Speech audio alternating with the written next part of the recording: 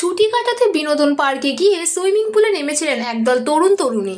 গান বাজনার মধ্যে হৈ হৈ করে চলছিল জলকেলি। তবে সেই আনন্দে বাদ সাধল সাপ। সুইমিং পুলে জলে সাপ ঘুরে বেড়াতে দেখে আত্মরাম খাঁচা ছাড়া হওয়ার জোগাড় হলো পর্যটকদের। সংবাদ মাধ্যমের প্রতিবেদন অনুযায়ী চাঞ্চল্যকর ঘটনাটি ঘটেছে উত্তরাখণ্ডের দেরাদুনের একটি বিনোদন পার্কে। সেই ঘটনার একটি ভিডিও ইতিমধ্যেই প্রকাশ্যে এসেছে। ভাইরাল হচ্ছে ভিডিওটি।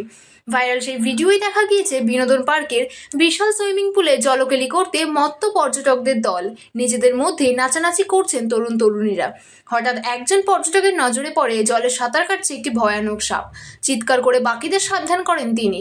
সঙ্গে সঙ্গে চাঞ্চল্য ছড়ায়। পর্যটকদের মধ্যেই হইচই পড়ে যায় সাপটিকে কেন্দ্র করে। জল ছেড়ে বেরোনোর জন্য তাড়াহুড়ো পড়ে যায়। অন্যদিকে সাপটি দ্রুত এক তরুণের দিকে এগিয়ে গেলে চিৎকার শুরু করেন তিনি। সেই ভিডিওই প্রকাশ্যে এসেছে।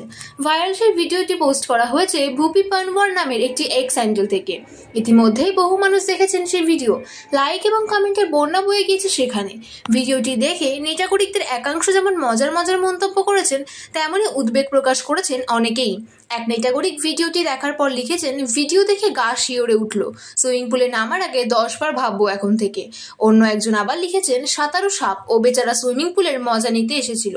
পর্যটকেরা শুধুই ভয় পাচ্ছে।